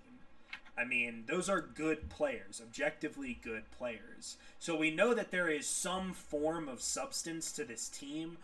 It has not come up against something of similar substance, and we will get to find that out this week. This is the make or break week, by which I mean both of the Korean teams they play are kind of garbage right now. But yeah, I look at the Valiant the same way I look at the Los Angeles Gladiators last stage. Good team, doing very well early on, or not even actually. Gladiators sucked and then they went well. Whereas right now the Valiant are firing on all cylinders. They have a solid roster of like players that are greater. The sum is greater than the parts. My big concerns for this team are they haven't, as you said, they haven't made a tough challenge yet. And now that we're in week 3, I think people are going to start figuring them out. Around this time is when teams start downloading, right? They start figuring shit out. Yeah. I put them 4th. I put the Valiant 4th in my power rankings under the New York XL because I think in a heads-up match later into the season, I don't know what the Valiant can do when New York is accurately prepared in that hypothetical 1v1. They don't play this stage. So it's hard. So we won't be able to compare them directly. But in terms of what the Valiant brings to the table, I don't know if they are top 3. I don't see that. I think they're good. Don't get me wrong, Wyatt. But I don't think they're top 3. I honestly, where did I put They don't need to be top 3, but they're not. So yeah, they're not in my top 3. Yeah. Yeah, I mean, I put them at 3, but that's right now. I don't necessarily think. I think if they played against the New York Excelsior right now, they might lose. I think it might be like a 3-2, but I think they would still lose that series. But they're looking better, so we'll see how that continues to go throughout the rest of the stage. Faith to say they'd go 3-2 against New York. Enough faith in New York or in the Valiant? In the Valiant. Okay. I could see 3-1. That's it? Well, if Houston can take New York to 3-2. Fair point. So then number 4, we've got the Fusion. Like we've said, Noah didn't agree, but I think the Fusion, they're looking very good. They were a little shaky, I think. Like, I mean, because they keep going to these 5-game sets, and I just feel like eventually, like, a law of averages is like, yeah, I think they said on the broadcast they've been to like 10 or 11 5-game series so far out of like, what, 24 games? Like, so almost half their games have been to game 5. So, like, and they might have a good record in that now, but who knows how long that'll continue to go, because, like, game 5s are just, like, they're just wonky sometimes. So we'll see, but they are very strong. I think they should make the playoffs again this split, unless something weird happens. By far, they're getting all their tough matchups out of the way early too. Mm-hmm. Yeah. And then right behind the Gladiators, right behind the Fusion, at number 5, we have the Gladiators, who moved up from 8 all the way to 5. So hats off there. They're doing their thing. They're that mid-tier team that's just kind of, they're kind of in the same boat as the Valiant, and probably the reason that I picked them to beat the Valiant this week, spoilers, is because they beat non-B Team Seoul, even though it was a lot closer than the Valiant stomp of B Team Seoul. And it's funny because everybody's like, okay, this is make or break week for a couple teams based on matchups, and this is, where teams start to figure each other out. It's kind of like, we really won't learn a whole lot from the battle for LA. Like, what do you mean? Both of these teams are pretty much in the same spot, unless it's a LA's undefeated. Valiant. So far. Correct. But the point is that it's like, we understand that the Valiant have had a fairly easy schedule. If they come up and they 4-0 the Gladiators, who have had an arguably harder schedule than the Valiant, does that validate them? Or, what happens if the real question for me is the Gladiators, who have had a harder schedule, what happens if they come out and 4-0 the Valiant? Then it's just Get like, to shit on them again. Well, yeah, but it's kind of like, well, then what does that mean for them? Because it's kind of like, we're still not sure about them, and then they 4-0'd this team who we think has had an easy schedule. What did it turn out that, the Valiant were an easy team all along? It doesn't provide us a much clearer picture than what we have now. I think, the Gladiators are, like somebody said, a very solid middle of the pack team. So to step up from shit tier, it will help us gauge accurately where the Valiant fall. I think it's an important match for sure. Also, both teams are on the outside. Or Valiant has pole position on a playoff spot right now, and the Gladiators are on the outside looking in. So they both need this in terms of postseason. The Valiant are I also disagree with everybody as per I guess usual this episode, but I put the Outlaws at number 5. If you listen to my talk last week about the Outlaws, I said they had fixed a lot of their problems and it's going to start to show, and it has in a big way.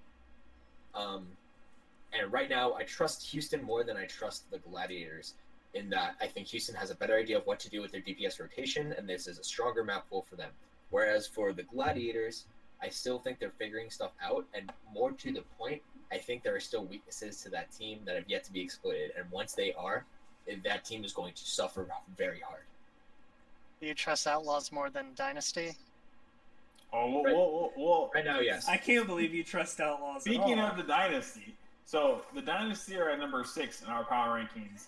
Which I also disagree with. Just the lowest that they've ever been. You ranked them lower than 6. He wants put them low. the Dynasty below the Gladiators and the Outlaws. He put They're Dynasty both playing at better 7. Overwatch right now. Outlaws. Let's all clarify this. He hated the Outlaws. I still kind of You do. still hate them, yeah. Yeah. You hate He put Optic. them below I hate Optic for sure. Soul. But yeah, I'm being subjective, yeah. I'm not an Outlaws believer. Why do you guys think that the Dynasty are top 6 in this league when they've lost to the teams they've lost to? Well, I Because mean, I still think they have potential is the thing. It's a weird thing. It's kind of, I guess, like an optimistic thing to say. But Yeah. when you have somebody guys like sound like me. Flutter and But Ryujin that on, you Well, guys but are I mean, sounding if like you- me. but- Put it in perspective. Well, I mean, if just thinking about it, okay, they're 2-2. Yeah, they've lost to both LA teams, but like you look at the teams that below them, like I don't have a lot of faith in the Shock. Dallas is Who'd Dallas. they beat? Huh? Who'd still beat? I don't remember They who they beat beat. San Francisco and they beat Dallas. No, that sounds really hard. Like, Yeah, so I mean, that's fair. But I personally, the reason that you're how dare you cut off Lord Wyatt, Travis? like, for Should me, apologize. I have a lot of faith in the Shock and the Gladiators, which is why I'm comfortable ranking the Dynasty up so high. Why do you have faith in the Shock? They still suck. Like, no amount of roster changes will change that. Their problem has never been their it has been their roster. Right now, their problem is not their roster. But returning to the Dynasty, here, in no particular order, are their fundamental flaws. Miro is not cut out for this shit anymore. He's the cop who's like one damn week till retirement, and he's still being dragged around by some young ass rookie cops, and he just wants to fucking go home. Miro's too old for this shit. Get him out of there. He's no longer. I don't think he's like. I wouldn't put him top 6 main tank in the league anymore. Oh. I put him maybe 8th. There are better options out there that Soul needs to look at. They don't know what to do with their secondary DPS position to the point where Fleta has to 1v12 and you can't, or 1v11, and you cannot 1v11 anymore in this league. Look at Dallas. It cannot be done. Doesn't matter how good you are. And Munchkin has been slumping hard, and like Munchkin has not been playing well. He played kind of well stage 2. Now he's not. To the point where they bring on Wakid, and then Fleta has to play Tracer, or they just don't run Tracer, which is really weird for them, and it just creates such a weird-ass look that I don't like from them. Right? And Wakid's a projectile specialist. He's a projectile-only player. It's like if you only ran Hydration. Right? Which is fine, but like he's not applicable to every map. He pigeonholes them, because they don't have a good secondary DPS to take pressure away from Fleta, they are pigeonholed into these weird compositions. And then they still have this whole problem of like sometimes they just get stubborn for no reason. They're also experimenting with Toby versus Gambler in terms of shot calling. Right? There's so much going on with this team that I can't just look at Fleta and Ryu and be like, everything is fine. Because everything is clearly not fine. Something is wrong with the Dynasty and they need to figure this shit out. 7th place. So yeah, I think that kind of sums up. Why they're the top half? What do you people do? So we yeah, have a hit 6. Dynasty twice. Did he? Well, What's up? No, go ahead. So then number 7, we've got the Houston Outlaws, who I think still have quite a bit of problems. I think they almost beat the Excelsior, almost beat the Fusion, but they lost both series. They went to Game 5, but I don't know. Houston is just like they seem like a team that they've got some good pieces, but I'm just not super confident in what they're gonna do. Like I don't see why Noah thinks more of this team than Seoul. Because Houston has fixed their problems. They have the same record as the Dallas Fuel, so have the Dallas Fuel fixed their problems? No, but Houston's had a really difficult first half. I still rank Houston like 6th, which is not good enough for anything in particular. But I think in the coming weeks, Houston will start winning games. And they'll start doing so convincingly. It's possible. I will give you that. They have had the roughest schedule of probably anybody out there. I believe that they've gotten over their Tracer problem too, which is huge. They've played. They barely edged out the London Spitfire, who we are deciding are slumping pretty hard. They were trashed by Boston.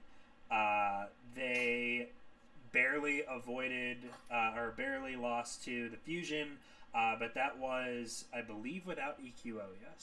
Yes, that was the first game of that week, and then they almost beat the Excelsior, who we also decided are slumping a little bit. Not are as still much top as 3. Yeah, are still top 3. Not as much as London. Just slumping just enough to lose that number 1 spot. Yep. So you have a valid point that Houston could absolutely come out and start winning games convincingly. I will believe it when I see it, just like with the Valiant. Like, I will believe it when I see it. Haters, man. And then number 8, we've got the Shock. They moved down 1 spot from 7. Also incorrect. Or not incorrect. That's rude. I mean, also disagree. You have them at 9. Like, why are you? What? Oh, you're cutting out so hard. You cut out so hard. Was it you had them at 9, like, and we put them at 8. Like, why do you keep getting so bent out of shape over like 1 spot? Like, I remember like a few weeks ago, 1 spot matters. There are 12 teams. You were so upset that we had somebody at like 6 and you had them at 7.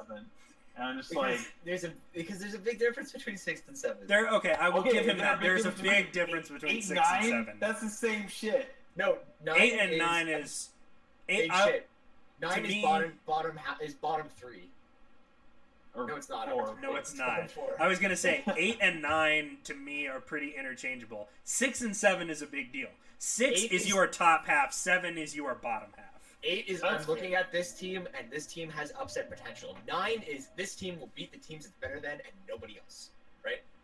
I still think the Shock have fundamental problems that I'm not comfortable putting them anywhere close to. This team can upset anybody. This team has amazing players. The Shock, right? They've got Sinatra, who's a great DPS player. We all know this. They've got Dante, who's popping off. They've got what the hell's his name? Super. No.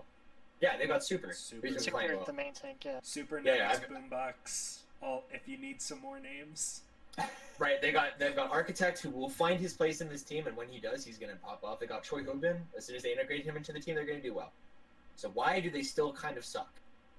They have not changed their play style at all. I still think their coaching staff taught them the fundamentals, and they have not progressed since. They do not have these long, complex game plans outside of we're going to do our thing. The only thing we know how to do, we're going to keep doing it over and over and over and over again until our players are good enough to make it work. And sometimes it happens, but most of the time it doesn't. And that's not how you win games in Overwatch League. They are not tackling their core problems. They're not tackling the core problems in like their strategies. Their personnel is fine. Their personnel is not a problem for the first time in a while, which is good. But now they need to figure out the rest of the shit. And that's going to take some time, and I see no steps towards improving. Well, meanwhile, sorry? Yeah, but to the Shock, though, it's kind of like they always insist on using Sombra for some reason, even like when there's no need to. That's what I'm saying. Like, they just make these weird, dumbass decisions. Well, they talked about that, like, after the first press conference of Stage 3, they were just like, yeah, like Dante's really good at Sombra, so, like, he's just going to play Sombra. And it was just like, it's not going to like, work. yeah, their reasoning was, like, because he's really good at this hero, we're going to use it, and it's going to, like, give us a leg up on everybody. It's the only thing they practiced. So Architect has to play that role, even though you don't want him playing. So you want him playing Genji. He's one of the best Genjis in the world. They just make these weird-ass decisions, and their coaching staff doesn't roll with the punch. Like, I'm repeating myself. I'm super convinced that I'm cursing teams. Well, stop it then. So, hold on. So, I bought a Dallas jersey at the beginning of the season, because we all got jerseys in the jersey swap. And I got Dallas. Dallas was predicted to be a top 3 team. We know that's definitely not true. The second jersey that I bought came right before we went to Stage 2 finals. I bought a Bishu jersey. What happens when we get to Stage 2? They immediately get rolled by Boston and lose the maps that they couldn't lose. I bought a Spitfire jersey while we were there. Oh my god, you really are. They're doing good stuff. Jesus. I have a Sinatra jersey on the way. Travis Kiss of Death Elliott. Oh my lord. Gonna go buy a Soon jersey. Hey, you stay the fuck away from my team, sir. Stay away. Speaking of London, though, I think that's a pretty good segue. London's at number 9 right now. Yep.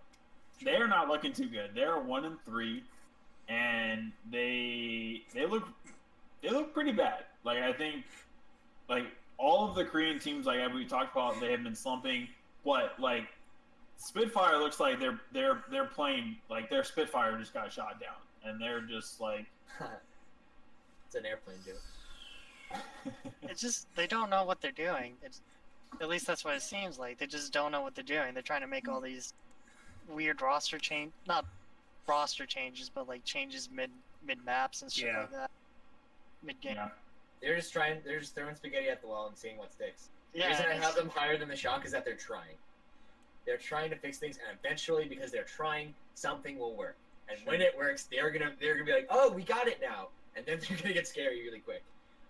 Whereas Shock is doing nothing, which is why I'm upset we rank them higher, because Shock are doing nothing to fix the problems. But it's just weird because it's like you're stage 1 champions, like, and then you made a stage 2 playoffs. Meta shifts hit hard, and they've gone through a lot true. of coaching staff changes too. Don't forget. But it just feels like even They from had stage they had to 2 deal with Bishop. They had Bishop. That's like Yeah. I shit on Bishop so much. I'm But, like, glad that the Spitfire are here because it enables Dallas fans to stick their head in the sand and be like, "What do you mean the Fuel are bad? They have the same record as the London Spitfire, and they won stage 1." you know the picture of like people who are intelligent standing around talking, and somebody says, "Oh no, here come the fans," and it's just a bunch of people just all over the place. That's you just described the third panel a little bit. So yeah, London. We'll see. I think we'll look at our predictions a little bit later, but according to our predictions, it's not looking good. At least for some of our people, from what we have predicted, they've got a pretty tough week. And then number 10, 10 through 12, same shit. Dallas is 10. Fusion. Florida. Dallas, is Florida, 11. Shanghai. We should And- say we ranked Dallas before all this coaching blew up. Yeah. You know what the worst part is? I still don't think it matters.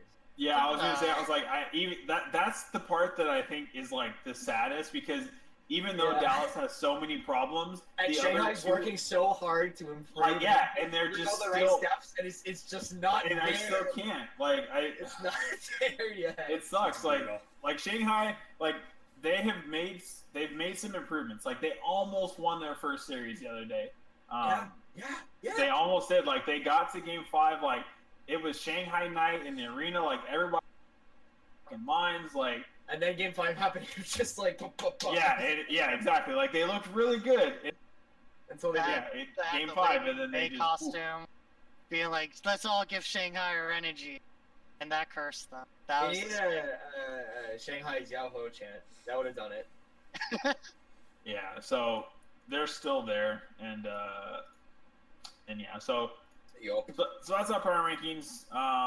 We'll see how things change. I have a feeling, depending on how some of these matches, see some pretty big movement in like the top half because it's all pretty fluid still. Things will become much clearer after this week in terms Exactly, of the yeah. whole picture. This is a big week. And then, so speaking of that, we've got our predictions to close out the show. So first up of the week, we got the Battle for LA, Gladiators versus the Valiant.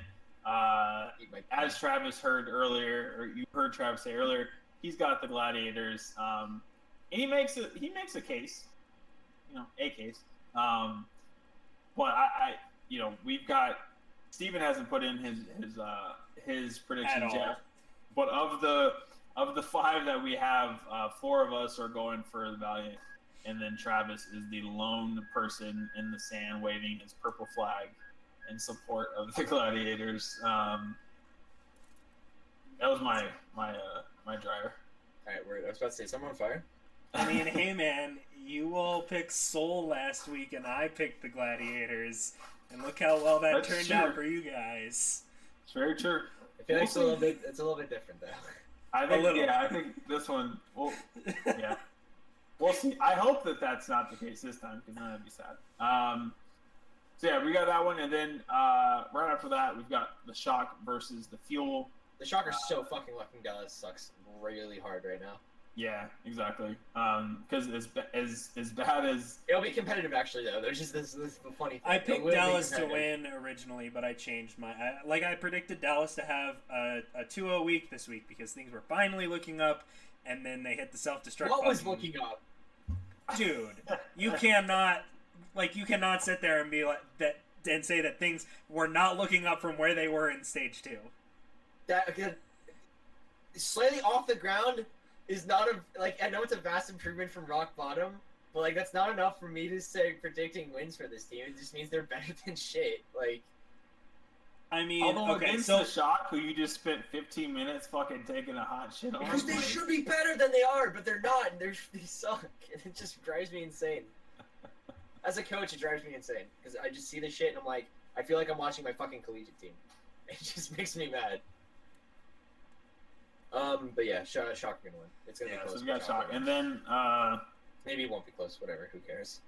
we've got Seoul versus Shanghai. I think just as much as the Shock are lucky that Dallas is bad, I think Seoul is lucky that they're getting Shanghai in this matchup, so that way they don't fall negative or they don't fall under 500. This way, they should be able to. Although it would be a hell of a thing to watch Shanghai get their Seoul will first definitely win. play their subs. Seoul is definitely playing their subs because they do this every fucking time they play Shanghai. Yeah, so we'll now see. is the chance.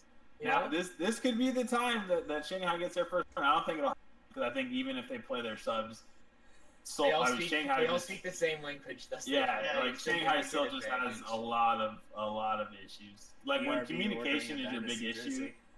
that's I said BRB ordering a Dynasty jersey. I swear, I need to tell Blizzard, I'm going to say, if Travis Elliott tries to buy a Valiant jersey, block his purchases with all of your might. Just IP ban him. Swat him. Yes. Decline all his fucking credit cards. Alright. And then Thursday, we've got Houston versus Florida. This one should be another one for Houston. Yep. And then we got Boston versus London. So once again, as is frequently the case, Travis is the lone dissenter against us. Four of us he have does got. have a point here. Yeah, I could see London taking this. I thought about this for a hot minute, but it was also like Boston has traditionally been very, very good against London. London They still usually to find beat- themselves. Yeah, I think- Boston usually beats London. Yeah, I think like Boston is looking so strong. Boston was London's first loss. Loss. Mhm. Not lost. That's not how that's said. That's way back in stage 1 too. Yep. So what I've been doing for my predictions this week is I've been taking a deep dive on like trying to break down certain stats and differential in like maps and things like that using my strength of schedule that I've been working on and using some other data as well to try and see if there's any correlation between that data and being able to correctly predict some of these matchups. So what this likely boils down to is that this stage, London probably has a good ghost map on Boston, and that their win rates on the map pool that is in this game are probably slightly better than Boston's. Most of these Boston maps that they're playing in this series, are they from stage 1 or stage 2? So all of the map data that I looked at as what I tried to do to be a little bit more accurate was looking over the past month of games as opposed to the entire season. And then if I didn't have enough data to make an accurate prediction, then I would move to, okay, well, how have they played this? They've only played half the maps in this pool recently from last stage. I think it's half and half because they've. Yeah, it's half and half for sure. Because I'm saying like for this series because they've got Anubis. Okay, so Anubis is an older map. And then Junkertown, but then they Junkertown's an have old map. Nubani and Ilios, and I think Nubani's an old map. was it? Nubani Yeah, was in is that stage an 1. Eichenwald? Yeah, Oh, was that it Nike stage Ball? stage 1. Shit. Or is that Eichenwald? And what was the fourth map? Ilios. Junkertown. Ilios, Ilios? Junkertown. These are all stage 1 maps. Yeah, you're right. So that's where I'm gonna raise a red flag for your data.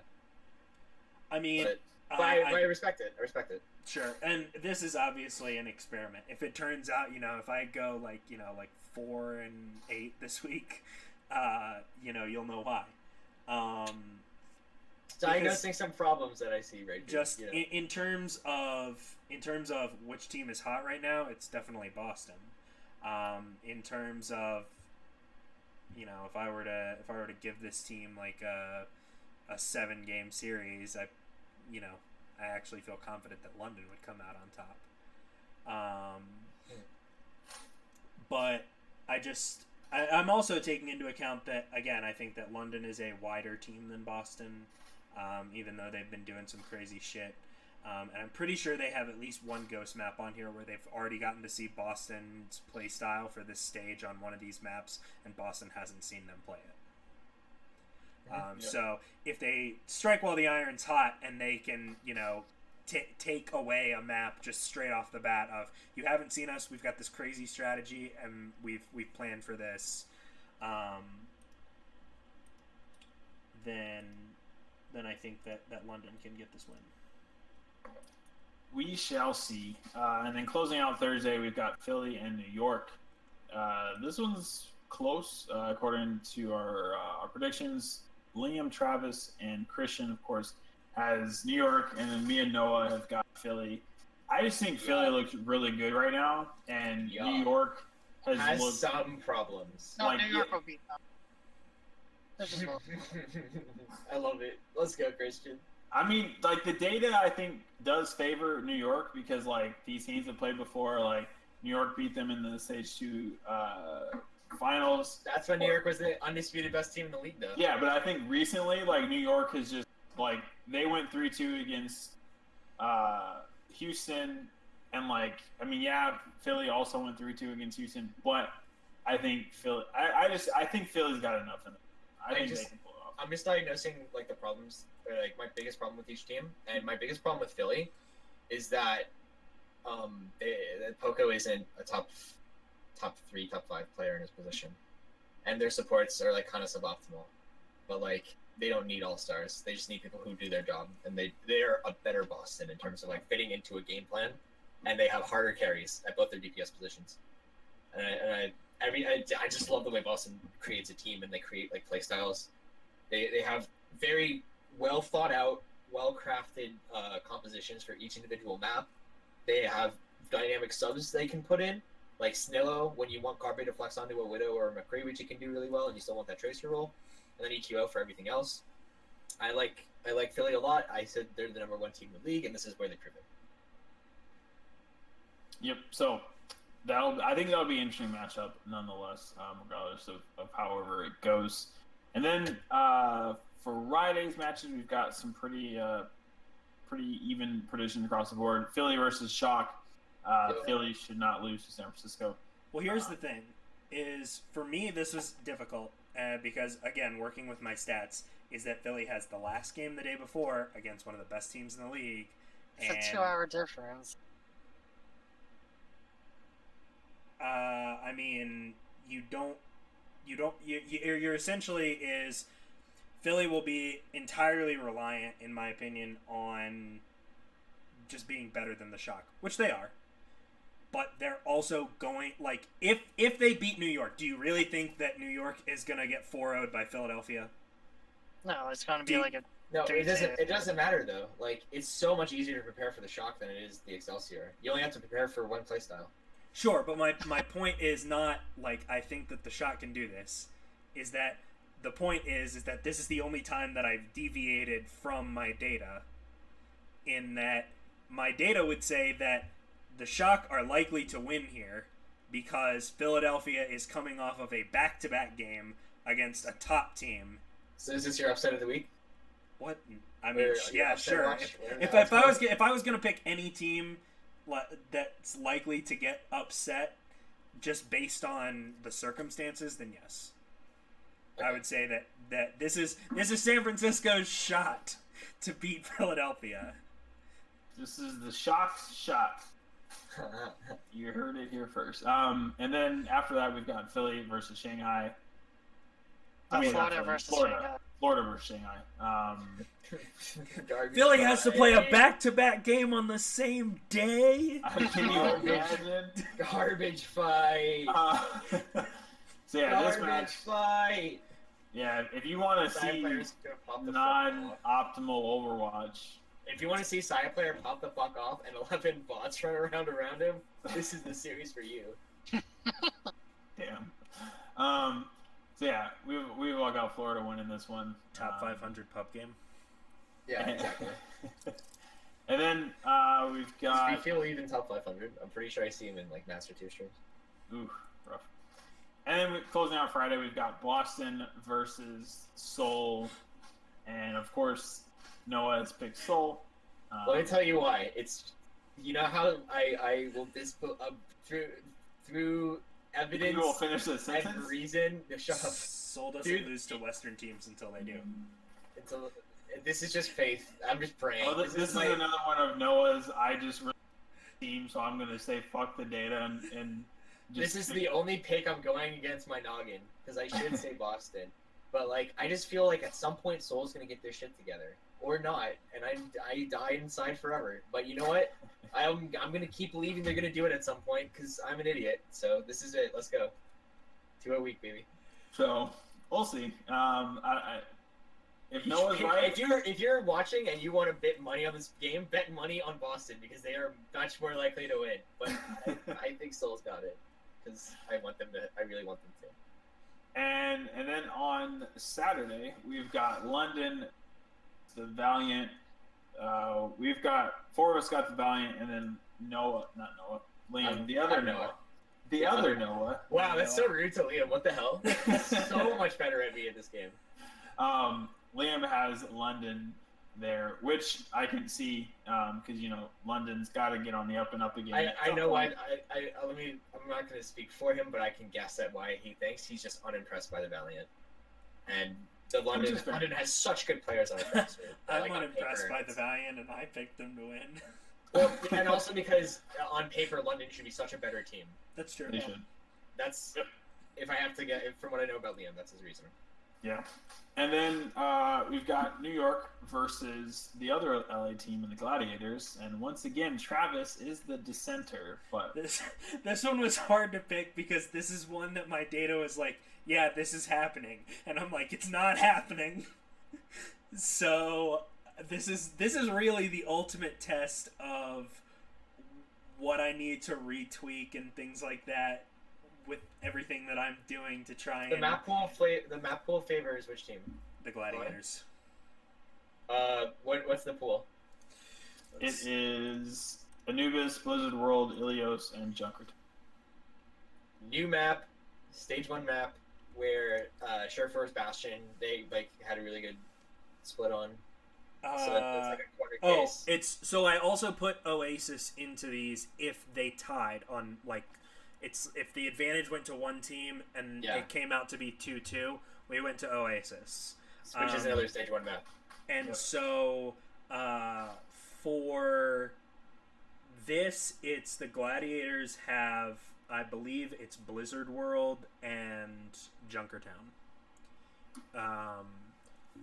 And then I think I believe I gave.